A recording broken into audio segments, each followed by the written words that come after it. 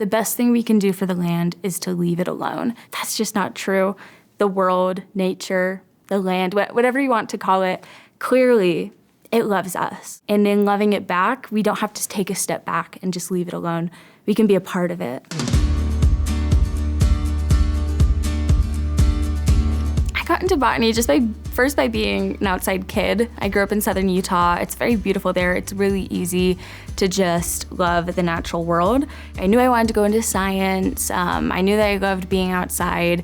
And over time, I realized wow, plants are so cool. And I think they're really the lens through which I like to view the world around me. I've always had a really hard time in school. The transition from high school to college was hard, certainly, but it's not that it was super easy before that. In school, in academic settings, it was usually you're too smart for this, Macy. Why are you failing all of your classes? What are you doing? You're too smart for this. And it was so frustrating doing really well on all of these tests, getting perfect scores or near perfect, just so obviously intelligent in some ways, and yet getting to class or doing my assignments, it felt like I was a magnet trying to move towards a magnet with an identical charge. And it was so hard.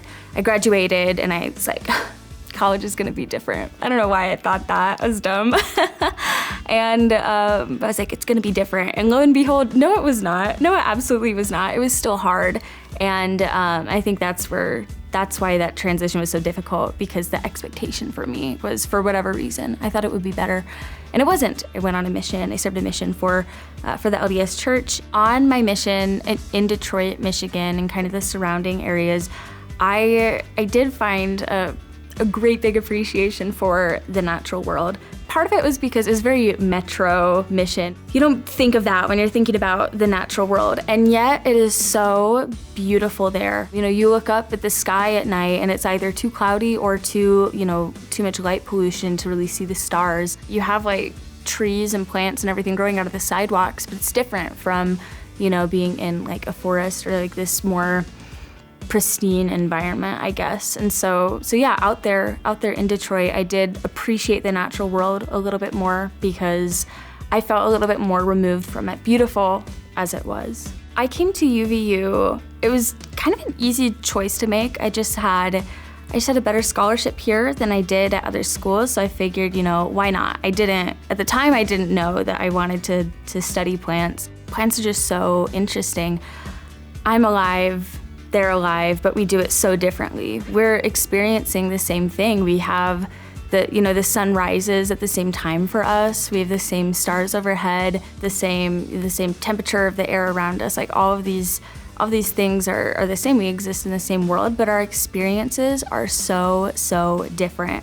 And so we're alike and we're different, and I think that is so interesting. Plants are so diverse, they're so varied. But it wasn't until after my mission and I came home and I began studying botany, but I realized that I still really loved astronomy. I loved the night sky and getting to know it, looking up at the constellations. I took USU's extension course on it's dark sky observations. I got a greater foundation of knowledge in astronomy in general, but also about light pollution, about dark sky advocacy, about the light pollution, the problems that we face from that. We need the stars. We need dark skies. I think so much of what it is to be human is contained in looking up at the stars.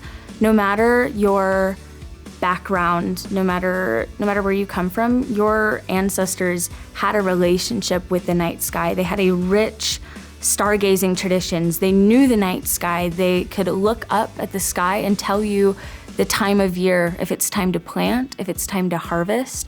They could point out the patterns, the constellations, and tell you their stories. All of a sudden, we have all these lights, we have these LEDs, all of a sudden that's gone for us, and we don't depend on the night sky to be a calendar anymore. And so I think we've lost something. It's very sad that we have lost that as a people. It's so much harder. You have to drive out hours into the country for dark skies, and light pollution is a very solvable problem, much more so than other environmental issues that we have, because the moment you turn off lights, the light pollution's gone. It's a problem that is 100% solvable. I'm just getting started with some student research of my own. And I kind of thought, what am I gonna study? Because botany is such a broad field. Like, there's so many things I could study. I kind of had these words come together that I'd kind of heard before. I was like, dark sky ecology. Okay, that sounds interesting to me. That's kind of my two great big interests coming together. And I knew a lot about, how artificial light at night is affecting like animals, how it affects people, but I said, I don't really know how it affects plants. And so I started to ask around. I asked, some of my professors that question, and they said, it's understudied. I said, oh, I wonder if we could, do something about that. Dr. Rotter, I joined his lab. He was the one that really has been instrumental in all of this. He's been so supportive of me and my independent research, just the most wonderful resource, just so willing to work with me and help me out and help answer these questions and develop these ideas.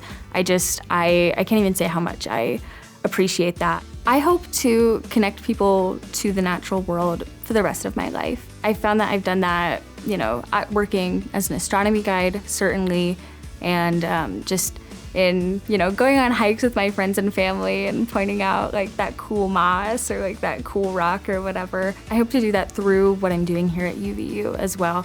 As I'm doing this research, it's just still very nebulous, but that's okay, because what a nebulae do, they collapse to form stars.